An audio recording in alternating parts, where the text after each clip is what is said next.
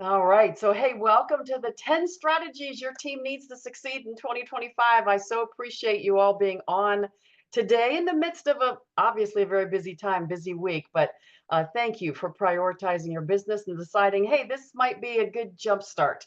And I hope that you'll find that it is. Those of you who are on, you are those who want to jumpstart your business. So get ready for the new year. So thank you for that. Let me just double check and make sure we got everybody who's been waiting is in. Be sure you got your hand out. Be sure you're on mute. Be sure you say hello in the chat space. You can, oh, Jen, you had a Sony Walkman.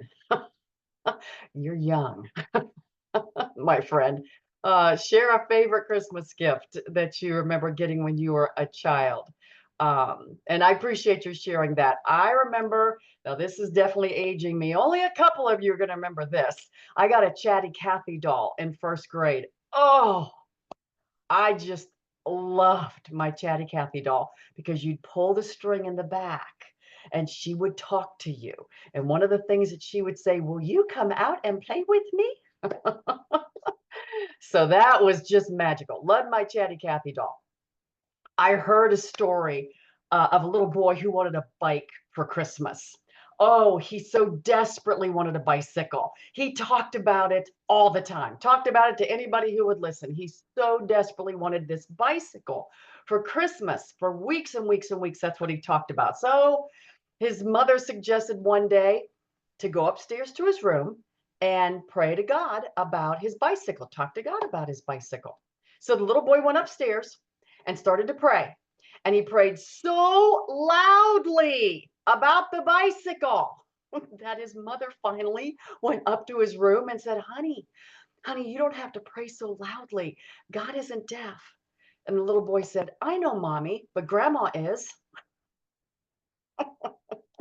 Come on, think about it. That's funny.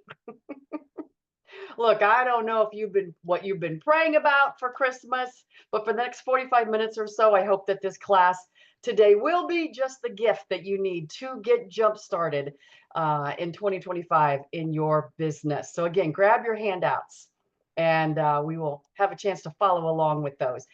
A leader, and that's what we're talking about today, leadership today, who coaches her team well will help them improve their productivity by providing guidance and structure and support in key strategy areas. And so today I'll share 10 strategies that you can coach your team around in order to help them succeed in 2025. So we'll get started. Number one on your list is to set clear goals. No big surprise there. You know, you can't hit a target that you can't see, and setting a goal helps you set a target. And maybe you don't have to set that goal with your team for the entire year of 2025, maybe just for the first 6 months, maybe just January through June, the first half of 2025. You know, it's the first and most important step for both you and your team members to take. And I suggest you consider two steps with setting goals to get your team started with that. First, start by encouraging your team to reflect back on 2024, both their successes from 2024 and their lessons learned that they had in 2024. Because when they take a look back, then they can use that as a springboard for their 2025 goals, because you want to encourage them to maximize their 2024 successes to repeat them in 25, and also then to adjust or change those challenging situations, those lessons that they learned in 24, and be able to adjust those in 2025. So that's the first thing. Take a look back. And then secondly, encourage them to set both macro and micro goals. Macro goals, and they're not really huge, but it's more of the overarching goal. And I suggest, again, just for the next 6 months, January through June, help your team members set a macro goal. For example, just asking them, what do they want success to look like by the end of June? That'll help them set that overarching or bigger goal. What do they want success to look like by the end of June? For example, is there a leadership promotion level that they want to achieve? Is there an income earnings level that they want to achieve? achieve? Is there something on a personal level or a family level that they want to achieve by the end of June? So think about the macro. And then once they determine the macro goal, then have them set those smaller micro goals. Those are the steps they're going to be taking every week, every day, that move them closer to that bigger goal, that macro goal. Micro goals are, setting a goal for a certain number of shows every week. That will get them to that goal in June, or a certain number of career coffee chats if they're looking to move up in a leadership level. So those are some micro goal examples. So help them set macro and micro goals. And if you want to dig deeper into goal setting, check this out. Be sure that you email me to request your free 2025 goals document that I make for you. So just email me at the end of our call, say, hey, send me the free 2025 goals document. Be happy to send you a copy of that. And also, here's an extra tip, mark your calendar for January 9th at 12 noon Eastern, 9 a.m. Pacific, because that's when our Get Goals for 25 class is. January 9th, 12 noon Eastern. Just mark your calendar, because we're going to dig deeper into setting goals then. We'll also teach you how to coach your team to set smarter goals. You've heard of SMART goals? Well, we talk about how to set smarter goals in our coaching certification course. I know several of you on this call have already taken our coaching certification course. You are using the smarter goal technique in your coaching with your team. We teach it in that course. So the first strategy for success in 2025 to lead your team, set clear goals. Second strategy, enhance communication. One of the frustrations that I hear frequently from leaders is when their team members don't communicate regularly or just don't respond. The team members who ghost them when they text, or the team members who just don't respond to emails, or those who are no-shows on calls. And we find, interestingly enough, those are some of the same challenges that these team members complain about when their hostesses or customers do that to them, when they ghost them. So enhancing communication really isn't so much about a technique issue. It's more about responsibility and professionalism and respect. It's a character issue. Communication is a character issue. And communicating well and promptly is something everyone on the team is capable of doing. So here are 4 things real quick that I'll give you to keep in mind for enhancing communication in the new year. First, enhance communication by being the role model. Let's make sure that each of us as leaders is double checking ourselves so that we are responding promptly and appropriately to the communications that we receive. We've got to be the role model first. Then secondly, discuss the issue of communication with your team and collaborate on ways to increase responsibility and professionalism, and even consider rewarding the behavior that you want. If you recognize and reward the behavior that you're seeking, you might actually get it a little more often. So consider that. And remember, that which is rewarded and recognized gets repeated. So maybe it's just some recognition of those who actually responded well in the past couple of weeks, that you recognize them, that you mention it on a call, that you praise them, because when we do, that behavior tends to get repeated. Okay, the third thing with regard to effective communication, create a standard on your team. If you don't already have one, you probably do, but create a standard where collaboration is valued. Everyone is encouraged to share, whether on a group Facebook page or in a Zoom meeting. Everyone has a voice, and you want everyone to share. All ideas are welcome. And then fourth and finally, keep a standard of communication that discourages clicks, gossip, and the meeting after the meeting. You know what I mean? When after a meeting is over or a Zoom call is over, and then there's chat, text, gossip among just a few. They're having a meeting after the meeting.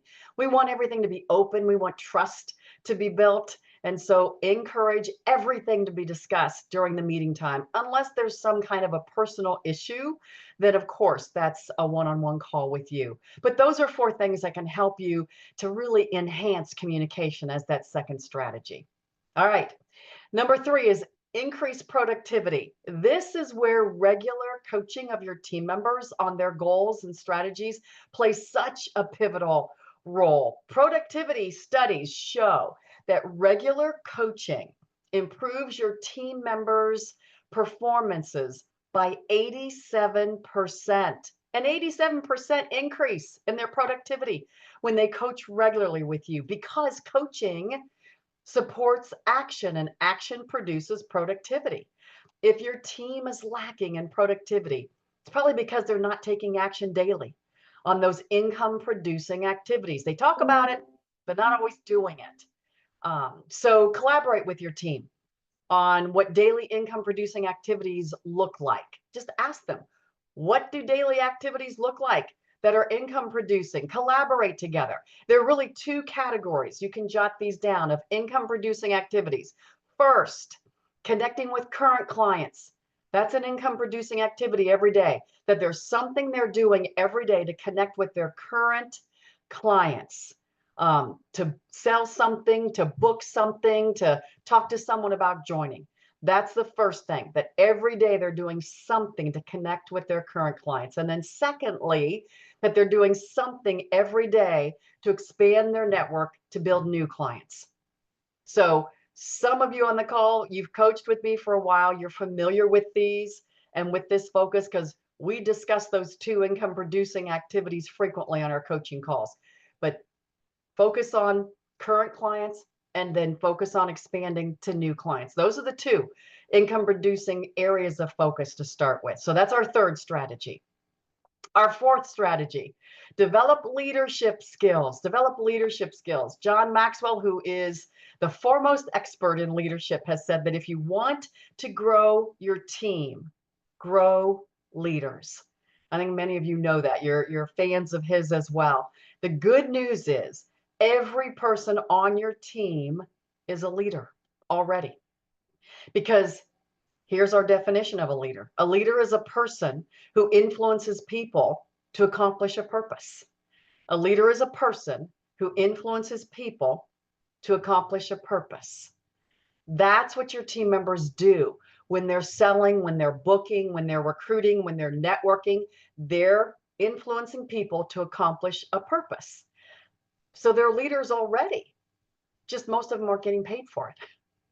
So for those who really do want to start making a difference while increasing their income, here are 2 things to focus on to get started in this. First, start to teach specific leadership skills in a small group coaching setting. Get a small group of your future leaders together and grab a Maxwell book, for example. Doesn't have to be any leadership book, but I love Maxwell books, and one of my favorites to start with, I bet you've used this one too, just happen to have a copy handy, The 21 Irrefutable Laws of Leadership. Shock, shock, just happen to have it handy.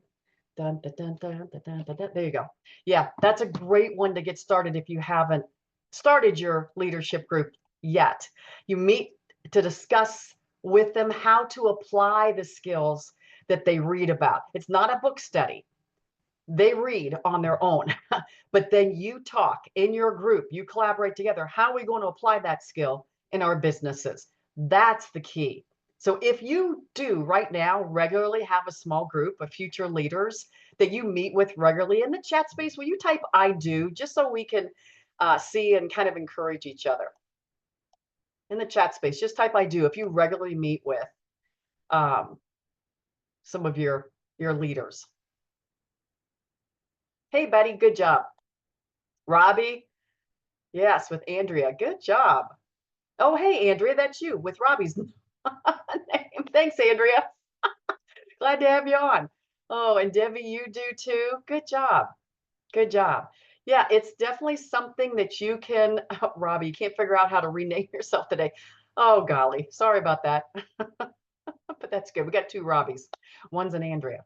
Good job, guys. But yeah, you want to have a small group of your leaders. Maybe it's just one who wants to be a leader right now, but they've got to be willing, but that you meet with them and start to work with them on developing leadership skills. That's the first thing. Secondly, gradually start to give these up and coming leaders some leadership role responsibilities within the team. For example, maybe on your team Facebook group, giving them maybe one day out of the week that they're going to be responsible for posting a training tip or a great quote or something.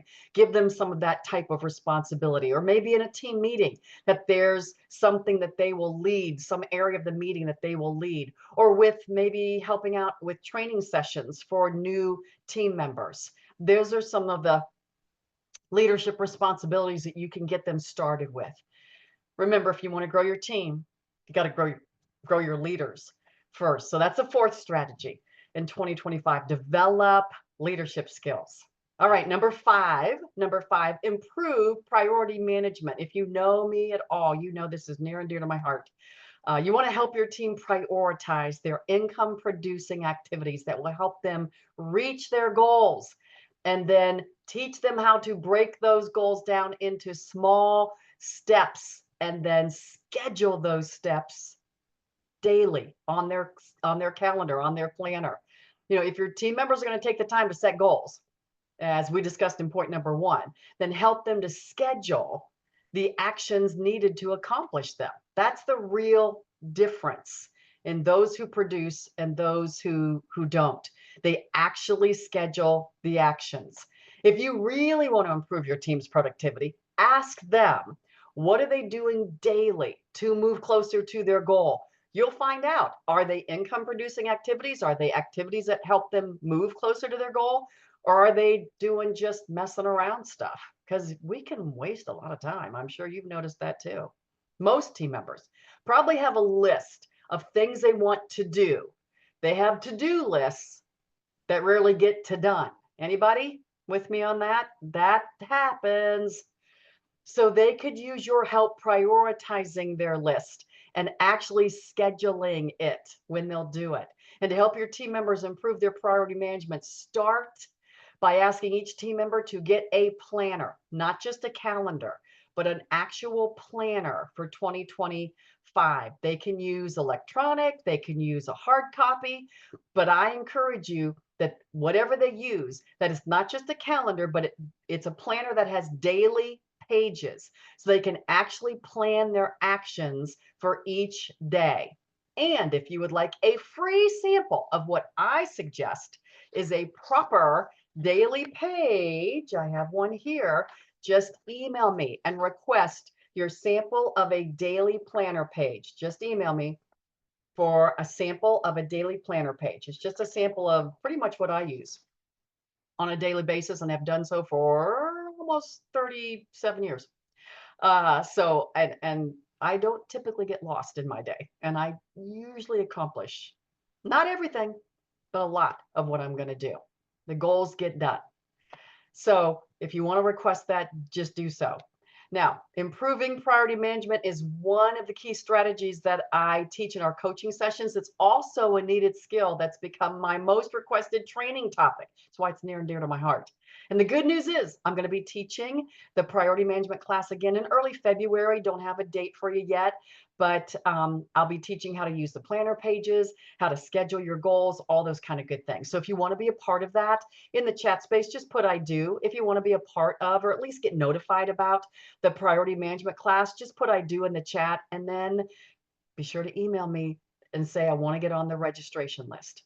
So if you want to get on the registration list for the priority management class, let me know.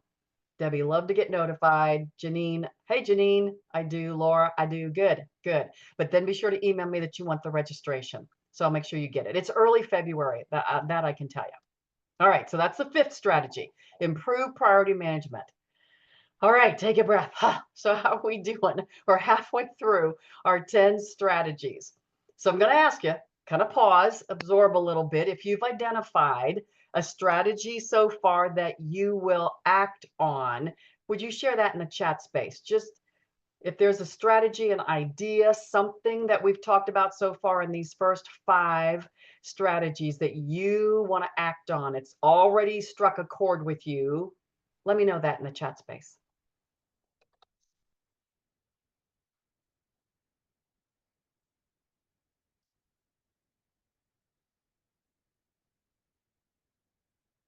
Coaching current clients daily in some way. Good.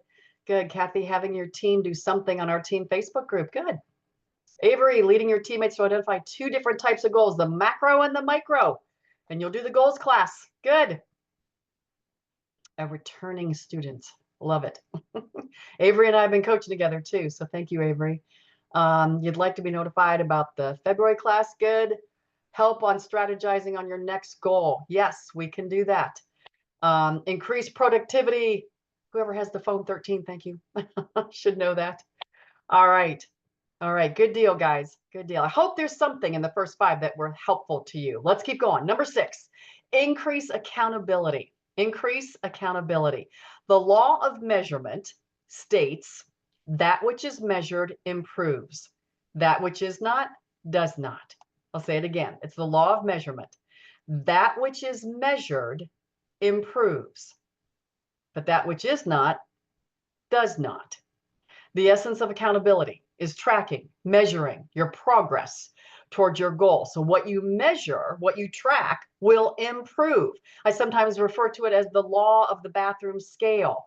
You jump on that scale, chances are things are going to change. If you don't get on the scale, chances are things aren't going to change. You know what I mean?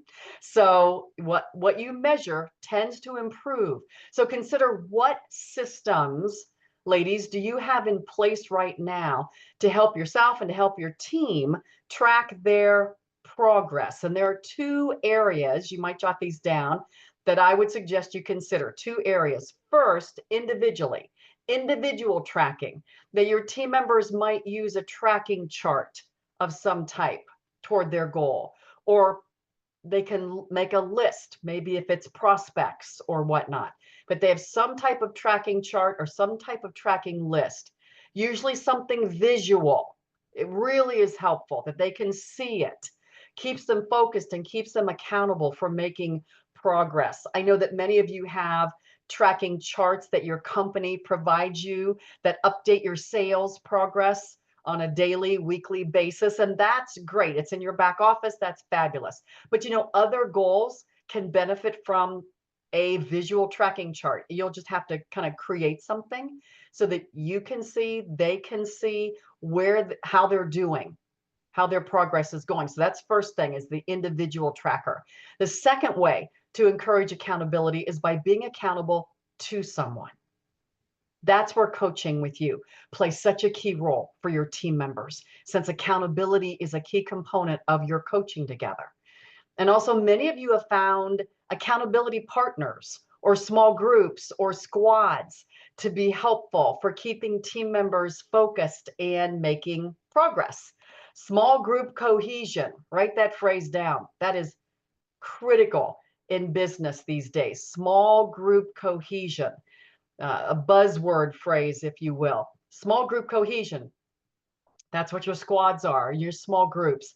Small group cohesion is a powerful motivator for people in accountability, and it really helps them to persist when they know the power of small group cohesion. Small groups really, for accountability and persisting, when they're done right, when it's not just a group of pick a little, talk a little, chit, chat, chat, but when it's done right, powerful for motivation, accountability, and persisting. So the accountability and tracking progress is a constant opportunity also, guys, for celebrations. You know, so be sure you celebrate when they've been accountable, when they've achieved, progress, when you know that they've been on a small group call or when they've worked with you. Praise, celebrate. Even small steps of progress matter. I should say, especially small steps of progress matter. And if you wonder about that, remember, even the snail made its way into the ark 2 by 2. Small steps really do matter, slow and steady. All right, the 6th step was increase accountability. So maybe there's something there that you want to tap into. Number 7 is enhance problem solving skills. Enhance problem solving skills. In our breakthrough coaching certification course, we teach a 6-step process for effective coaching. And by far and away, the step that gets the most attention, not only in our course, but also in real life application, is the step of addressing obstacles, the problem solving step. In 100% of the coaching calls that I do every single day, my clients come to me on those calls having experienced some type of obstacle or problem or challenge the previous week that has her stuck. And our discussion and brainstorming around problem solving is really what helps her to get unstuck. I know that some of you have done the very same thing with your team members, helping them solve a problem that they face. It's usually the reason they reach out to you is they'll call and say, I've got a problem, or they'll text, I got a problem, because they're stuck on something. But one of the areas that you want to be aware of as a leader when it comes to problem solving, guys, is to not, hear me, not get caught up in trying to fix things for your team members. Just because you're the leader, it doesn't mean you need to solve all their problems. Actually, that weakens them. If they are beyond 3 months in their business, it's time for them to start to collaborate with you and others on solving a problem that they have. Collaborating is great, but not them after 3 months. First 3 months, that's when you're really engaged with them and helping them learn how to solve problems. But after 3 months in this business, it's time for them to start to get some wings and fly in that area. You don't fix for them. If you've been a fixer, if you feel a little like tapped on the shoulder right now, if you're a fixer in the past, I want you to type in the chat space, no more fixing. If you're a recovering fixer, I want you to type in the chat space, no more fixing, because that's really a challenge for us. Way to go, Kathy. No more fixing. That's exactly right.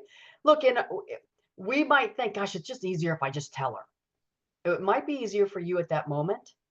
Laura, thank you, recovering fixer. But it's not going to be easier when she keeps coming to you month after year after career after on. You can't keep doing that. So help her have those wings. Collaboration really is the key. Ladies, collaboration is the key when you're brainstorming options, because it gives them the confidence that they have good ideas when it comes to solving problems.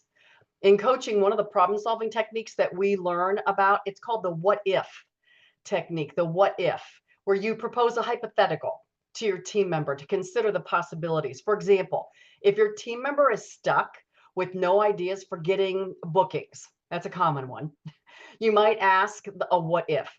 What if another team member had that same problem? What would you tell her? Well, it's amazing how quickly the booking ideas come tumbling right out of her mind in that very second, because she's taken the attention off herself and put it on somebody else. Hypotheticals do that. All of a sudden, she's unstuck because she thought of it in somebody else's terms. Or maybe your team member is stuck because her mindset about taking a particular action right now is negative. Maybe she's saying, oh, I don't think I can do that, or oh, I don't want my hostess to think I'm pushy about whatever the issue is. So she's got a negative mindset. So use the what if. What if your mindset about this issue was different? How would that change your actions? All of a sudden it's like, well, okay, if my mindset was different about that, then I would do this. Now all of a sudden she's collaborating. She's thinking of some problem solving. The what if is just one of the many strategies that we teach in our coaching course that can help open doors for collaboration of problem solving. So that 7th strategy for success is enhance problem solving. All right, number 8, provide frequent feedback. Giving your team members frequent positive feedback can be one of your strongest motivators for keeping them encouraged and focused. And feedback goes beyond praise. Hear this. Feedback is more specific and it's actionable. It's more than praise. I mean, praise is great, and I'm encouraging praise, of course. You know, we all appreciate knowing that we've done a good job. So praise is great, but Feedback is much more impactful because it's specific and it's actionable. You mention a specific behavior that you observed or that you heard about from her, and then you encourage her to repeat it. Something such as, hey, great job reaching out to your guests after that show last week. So what are your strategies for carrying through with next week's show guests? So you gave praise, hey, great job reaching out to your guests from last week's show. And then it was specific. And then you said an actionable. So what are your strategies for carrying through for next week's show guests on the follow-up? So it's specific and actionable. That's good feedback. Or maybe your team member could use some corrective behavior. Remember the sandwich technique. We all learned it years ago. You know, mention a positive action. That's the first part of the sandwich. Then the middle of the sandwich is mention the change that she'll want to consider. And then the bottom part of the sandwich is mention another positive action. Sandwich. Something like, hey, it was great to see you on our booking training call yesterday. You know, the biggest change that in your business will come when you take action on one of the strategies that we talked about yesterday. I know you can do this. So that was the positive. Great job being on the call. The change, take action on one of the strategies. The positive, I know you can do that. That's that sandwich technique. If you've used that sandwich technique with your team, just in the chat space, let me know. Type it. I do. If you use it, type I do. Or if maybe even once or twice. I'd love to see who's using the sandwich technique. You got a positive, you got the correction, and you got the positive. Anybody doing sandwiches? Oh, you're going to have, there you go. Betty, thank you. I do. Debbie, you haven't, but you will. Good one. Yeah, Jill, you do sometimes. That's just it's one that we've heard before. I'm sure we've all used it. Sometimes we do with our kiddos. Andrea, you're going to use it with your business and in all areas of your life. Laura, yes, thank you. Good job. Good job. The sandwich technique can really help, and because it's also specific. So remember, feedback is different than praise, and feedback really makes a difference in their focus and their motivation.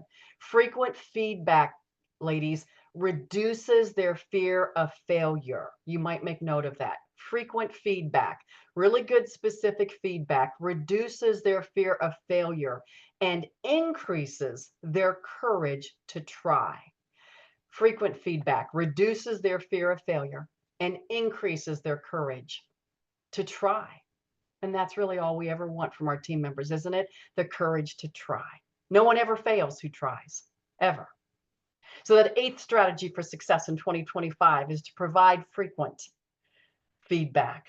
All right, number 9, here we go. Strengthen selling skills. You know, most of your team members, they know how to talk about your products. There's no problem with that. And they're especially good at sharing the products that they really love personally. Have you noticed that? We all do. Well, hey, to strengthen their selling skills, focus on 2 areas. Ready? Here you go. Here are the 2 areas. Number 1, sell the benefits. And number 2, ask for the order. Sell the benefits, number 1. Number 2, ask for the order. All right, sell the benefits first. Teach them to sell the benefits of how the product will help their customers fill a want or need. Remember, people don't buy features. Features are how the product looks or works. People don't really buy features. They buy the benefits of those features. They don't need to be told how the product looks, but rather what the product does for them. So have a brainstorming session with your team to list as many benefits as you all can think of for your products, especially, get this, the higher price products. The higher the price, the more benefits we want to make sure that we are sharing with our customers. Also teach your team to sell the benefits of the Hostess program. The Hostess program is a product, just like any other product. So we want to make sure they sell those benefits. Benefits like of the Hostess program, like the customer being able to stretch their budget to be able to afford some of their favorites that they can get for half price or free with the Hostess benefits. That's a benefit, getting some of their favorites. Another benefit of hosting, the warmth of friendships and fellowship when they host for the evening, or being able to afford the higher priced items of their heart's desire with the hostess benefits, or being the first to see the new products as a hostess. These are all benefits that encourage guests to book. And do the same with the career options. Sell the career. It's a product. Brainstorm benefits with your team members for the career, such as increasing their income, making a difference with customers, developing your personal business and leadership skills, working flexible hours around your family needs. You know all these, but let's make a list and make sure they're the benefits that we are telling our prospects about. Teach them to sell the benefits of your products, your hostess program, and your career plan. So that's the first thing, teach the benefits. Secondly, focus on asking for the order. Teach them to ask for the order. Ask for the order, ask for the booking, ask for the career decision. And just keep it simple. Just keep it simple. Use simple techniques like making sure at a show or even a virtual show that the guests have an order form or an ordering link in front of them and tell them how to use it. You've got to make sure that they know how to place that order. I know a lot of us like to do online things, or we'd like to have them use their phones to place their order, but sometimes they just need a piece of paper. They just need a copy of an order form, and then you can be the one to input it into your laptop. Keep it simple for the customer. Give it to them and ask for the order, meaning teach them how to fill it out. Your orders will increase when you do that. It's simple. And then teach your team to have copies of their calendar in front of the guests, not just in front of them, but in front of the guests with available dates highlighted, ready to book. Every guest should have a calendar of January coming up, or in January of February, with dates highlighted so they can see it and it's easy for them to pick. Also encourage your team to have a sign-up sheet at checkout for career coffees so that the customer can easily choose a time to talk about the career. And if you're working virtually, you can create links for all these things instead. And you can include virtual show posts if you're doing virtual. So you can translate this, make it easy for the customer to take action. That's the point. And complete the sale. Say yes. You know, teach your team how to sell the benefits and how to ask for the order.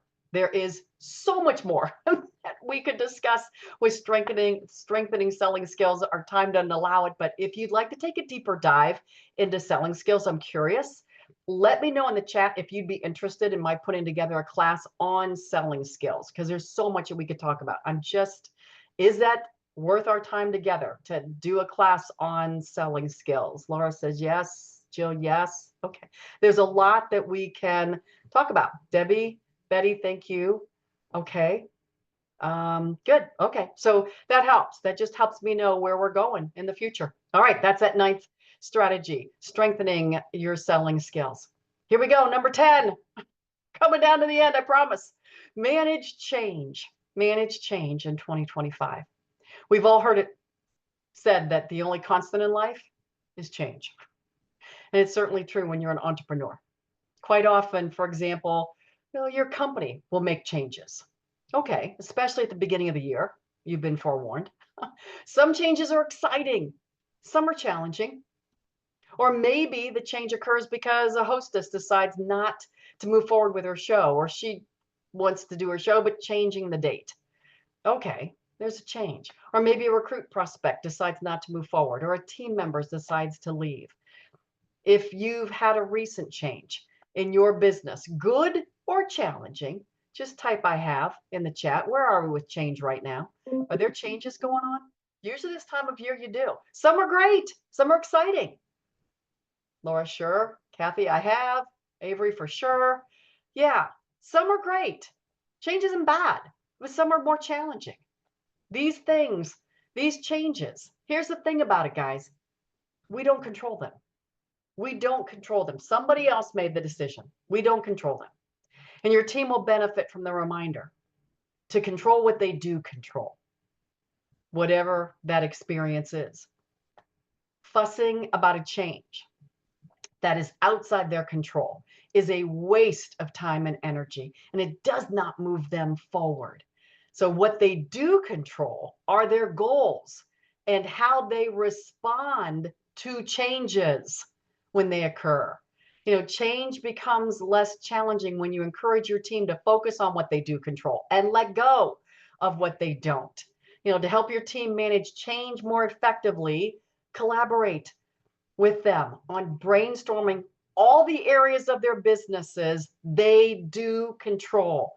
Make a list together on all the areas they do control so that when change comes, and it will, they will have a ready list to remind them where they do control things and go to work there, take action there, and they'll move forward much faster. So the 10th strategy is to manage change effectively. So there you have it, guys. 10 strategies that your team needs to succeed in 2025. So turn to page 2 in your notes. Turn to page 2 in your notes. At the top of the page, I want you to list the first step you will take to get started with implementing one of these strategies. You got to pick one. Gonna make you make a decision today. Pick one. And jot it down at the top of page 2.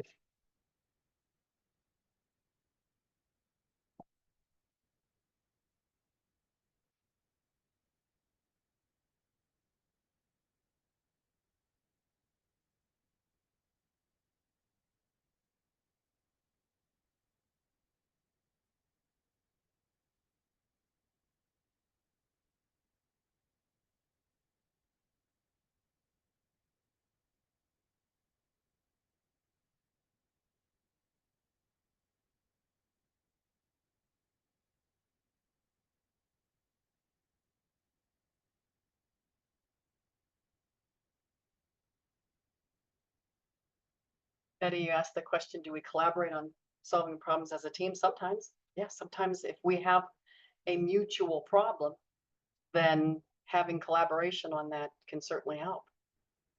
Absolutely. We just don't want to get in the business of fixing things. That doesn't help. Thank you for that question. All right. Whatever your first step is, would you put that in the chat space so I can see it? What is your first step? Kathy, how frequent is frequent feedback? You know what? That's going to be something that you can decide. I would definitely say, whenever you're talking with someone on the phone, you look for ways to give feedback. Set clear goals. Thank you so much, Kathy. Enhancing communication. Laura, improve priority management. Good job. Anybody else? What's your first step? What's your first step from today? Teach small steps, Debbie. Schedule those daily actions. Good job. Good job. Well, guys, you might decide to dig into these in more detail on your own, but if you're like most leaders that I know you're looking for something a little more efficient than that, and I can help save you a lot of time and energy by supporting you in each of these 10 strategy areas this coming year in 2 ways, and you'll see them there on page 2 in your notes. First, when we partner together for personal coaching in 2025, we'll dig into each of these 10 strategy areas and apply them specifically to your team. If you and I have coached together in the past or even right now, just go ahead and put yes in that chat space, just as an encouragement to others, so they know that, yeah, there are people who have actually survived it. Yes, and they really are. Jill, we're coaching now, and Amy, we have, and Robbie, we have, and Betty, we are right now. And yeah, good deal. Good deal. Many of you on this call are currently coaching with me. You've benefited from seeing your own productivity improve. I had almost 100% of my clients hit their sales goal this fall or reach a personal best in sales or recruiting, thanks to their focused action on their goals. They stayed focused on their goals. I got to go along for the ride and see them achieve that. It was an outstanding fall season. And many of you have strengthened your leadership skills and your leadership confidence as we've addressed these areas together. So for those of you who want to see improvement in your leadership and in your personal business, you'll want to take advantage of the holiday coaching sale. You see it listed there. 6 one-on-one sessions normally would be $750. This month, just $598, which means all you have to do by December 31st is email me and say, hey, I'm curious about it.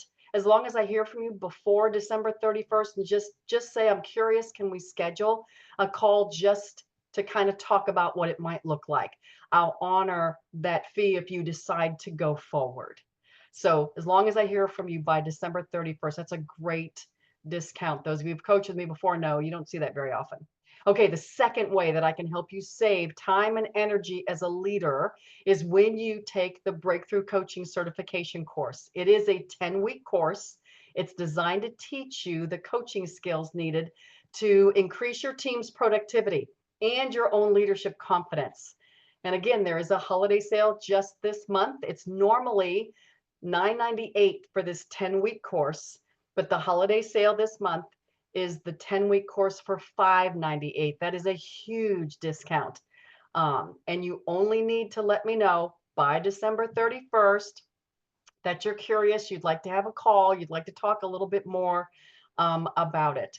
So as long as I hear from you on either or both of those by the 31st, and we at least have a commitment that we can have a conversation about it, that would be great. So thanks for letting me share that, you guys.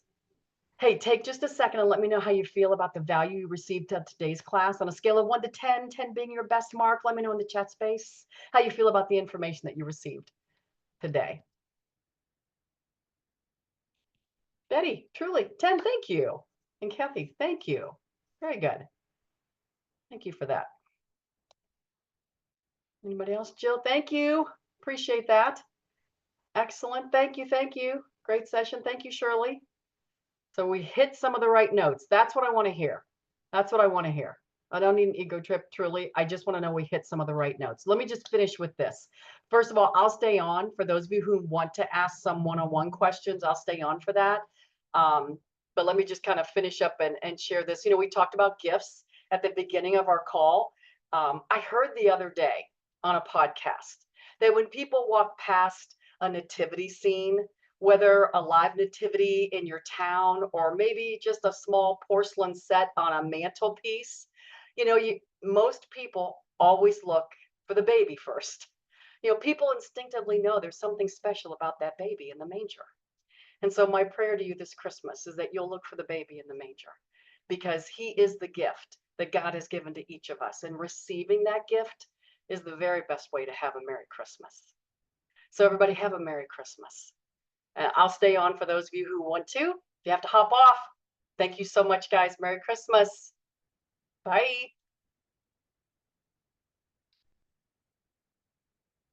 All right. For those of you who have questions, you can unmute.